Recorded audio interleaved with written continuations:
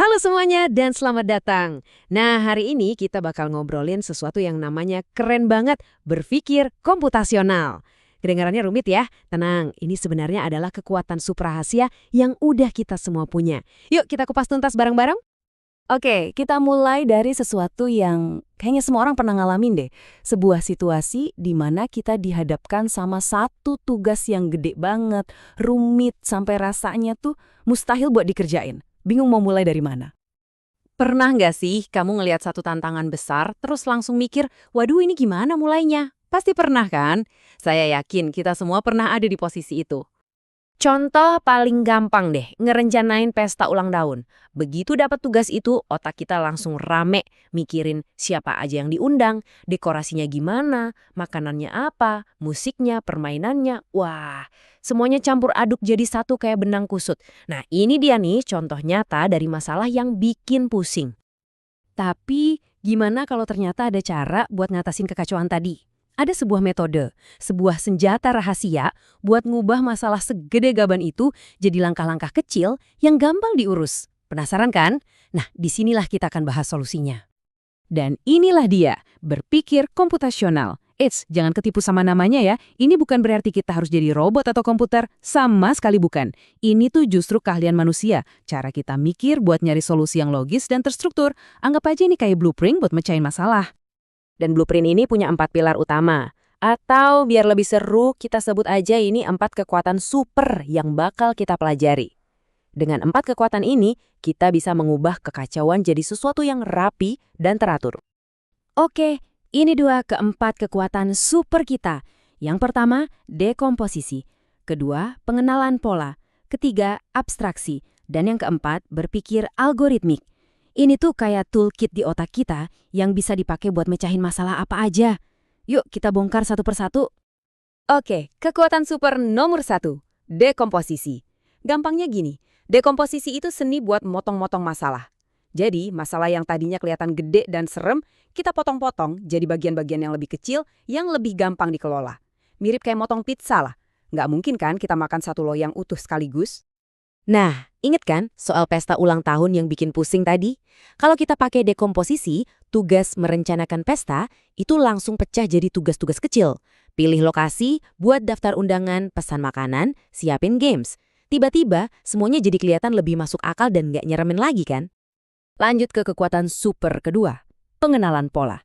Nah, setelah masalahnya kita pecah-pecah jadi kecil-kecil, biasanya nih, kita bakal mulai ngelihat ada kesamaan atau tren di antara potongan-potongan itu. Disinilah kita berperan kayak detektif. Tugas kita adalah nyari pola-pola tersembunyi ini. Karena kalau ketemu, solusi kita bisa jadi jauh lebih cepat dan efisien. Kayak lagi main game, terus kita sadar polanya. Oh, habis musuh warna merah, pasti keluar yang biru. Kita jadi bisa nebak langkah selanjutnya. Balik lagi ke pesta kita. Kita lihat, kue tart butuh piring, keripik butuh piring, buah potong juga butuh piring. Aha, polanya adalah setiap jenis makanan butuh piring. Jadi, daripada mikirin satu-satu, kita bisa langsung bikin satu tugas besar. Siapkan piring untuk semua makanan. Simpel kan? Kekuatan super ketiga kita adalah abstraksi. Ini tuh kayak pakai filter. Bayangin, di sekitar kita kan banyak banget informasi. Banyak gangguan yang nggak penting.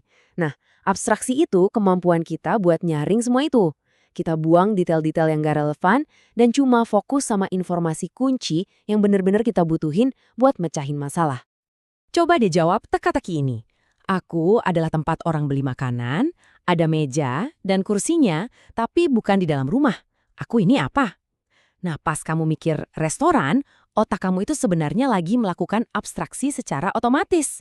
Kamu cuma fokus ke kata kunci, beli makanan, meja, kursi. Kamu nggak mikirin warna cat restorannya, atau ada berapa jendelanya kan? Nah, itulah abstraksi.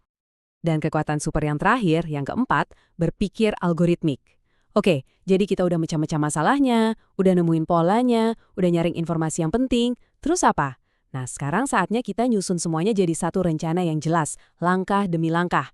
Ini adalah peta yang bakal nuntun kita sampai ke tujuan, sampai solusinya ketemu. Kata algoritma ini kedengerannya teknis dan ribet banget ya, padahal aslinya enggak loh. Anggap aja algoritma itu resep masakan. Misalnya resep bikin kopi. Kan ada urutannya tuh. Pertama, masukin kopi dan gula.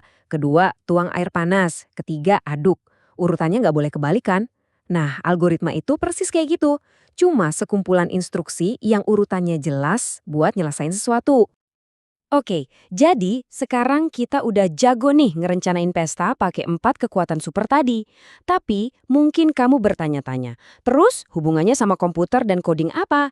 Nah, ini dia bagian yang paling serunya. Mari kita sambungkan titik-titiknya. Ini dia, jembatannya. Coba deh kita lihat tabel ini. Ternyata setiap kekuatan super yang kita bahas tadi punya kembaran di dunia coding. Dekomposisi atau mecah-mecah masalah itu sama kayak programmer mecah program yang gede jadi fungsi-fungsi kecil. Terus pengenalan pola, di coding itu jadi loop atau perulangan biar nggak nulis kode yang sama berkali-kali. Abstraksi itu pas kita pakai fungsi buatan orang lain tanpa perlu tahu dalamannya gimana. Dan yang terakhir, berpikir algoritmik, ya itu inti dari coding itu sendiri, nulis instruksi langkah demi langkah buat komputer. Biar makin kebayang, lihat deh perbandingan ini. Di kiri, instruksi buat manusia, bikin roti lapis. Ambil roti, kasih isian, tutup. Simple. Di kanan, instruksi buat komputer, mulai program, muat data, proses data, tampilkan hasil. Kelihatan kan polanya? Dua-duanya itu intinya sama, sebuah algoritma. Serangkaian langkah yang logis buat mencapai satu tujuan. Dan yang keren, cara berpikir ini tuh bisa dilatih bahkan tanpa megang komputer sama sekali. Yang di kiri itu namanya aktivitas unplugged, nggak pakai listrik, bisa pakai kartu, main di lantai, buat ngajarin logikanya. Nah yang di kanan baru aktivitas plugged, pakai laptop atau tablet. Tapi intinya, mau pakai atau nggak pakai komputer, konsep dasar yang diajarin itu sama persis. Jadi, apa sih inti dari semua ini? Intinya adalah berpikir komputasional itu bukan cuma buat programmer atau anak IT. Sama sekali bukan. Ini tuh cara berpikir yang bisa dipakai semua orang buat masalah apa aja. Dan bagian terbaiknya, kamu nggak perlu belajar dari nol. Karena tanpa sadar, kamu tuh udah sering banget pakai cara berpikir ini setiap hari. Oke, kita rangkum ya. Sekarang kamu punya toolkit mental yang super canggih. Ingat aja 4 langkah saktinya. Pecah masalahnya, cari kesamaannya, saring yang nggak penting, dan bikin rencananya. Kerangka kerja ini bisa kamu pakai buat apa aja, mulai dari tugas di kantor, masalah pribadi, atau kekacauan apapun yang kamu hadapi. Jadi, dengan kekuatan super yang baru aja kamu sadari ini, pertanyaannya sekarang bukan lagi, bisa nggak ya aku nyelesain masalah ini? Pertanyaannya berubah jadi, oke, masalah mana nih yang mau aku beresin duluan? Terima kasih sudah menyimak ya.